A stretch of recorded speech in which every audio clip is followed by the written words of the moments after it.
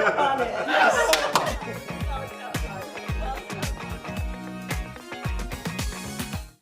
Welcome back to Tipping Point. I'm your host, Kara McKinney. It's all fun and games until someone points out that the emperor is wearing no clothes, or is wearing women's clothes in this case. The cast of the Netflix show Queer Eye, which is not even worth explaining, dropped by the White House to visit Kamala Harris for Pride Month. So original. But thousands of miles away, a brave whistleblower nurse was visited not by a celebrity cast, but by the FBI for exposing how Texas Children's Hospital, where she worked, may have been defrauding Medicaid as part of its crusade to trans the kids. Watch.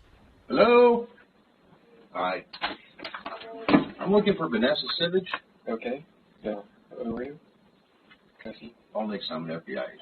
Okay. This is Mr. McBride. Hey, I'm David McBride. Okay. Nice to meet you, sir. Let me do It's this. a pleasant interaction. You're not in trouble nor to see. Okay. All right.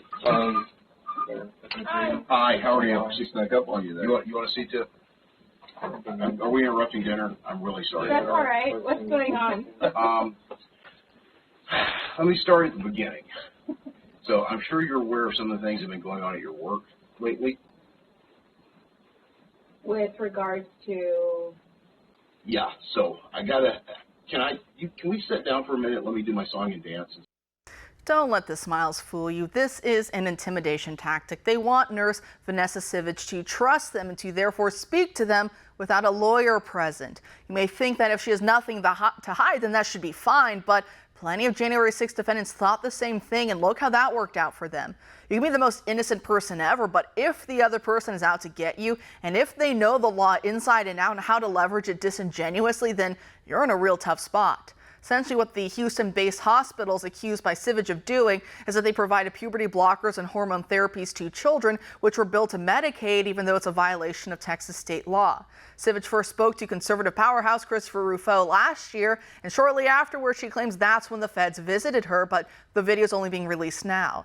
In a new updated piece, Rufo explains what Sivage saw and heard at Texas Children's. Quote, beginning in 2021, Sivage saw a dramatic rise in the number of transgender children treated at the hospital.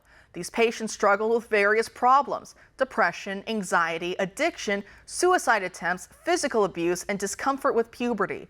But rather than deal with these underlying psychological conditions, Sivage says doctors at the hospital would diagnose them with gender dysphoria and assign them to a regimen of gender-affirming care.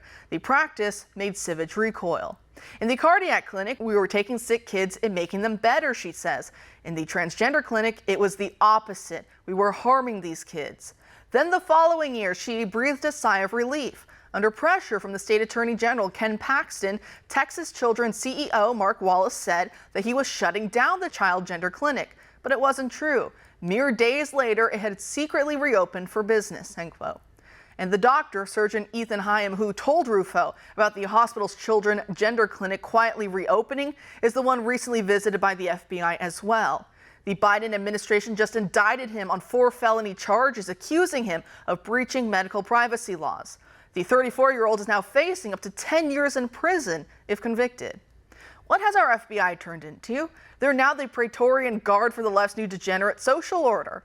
Joining us now to discuss is Dr. J. Michael Waller, a senior analyst for strategy at the Center for Security Policy. He's also the author of Big Intel: How the CIA and FBI went from Cold War heroes to deep state villains. Dr. Waller, thanks for being back tonight.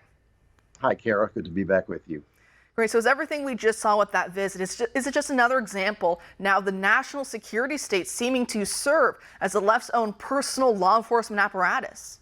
This shows how sick things have become at our senior levels of government and our most formally trusted institutions, where on the one hand you show the Vice President of the United States disgracing the White House with that cast of characters that she had during Pride Month.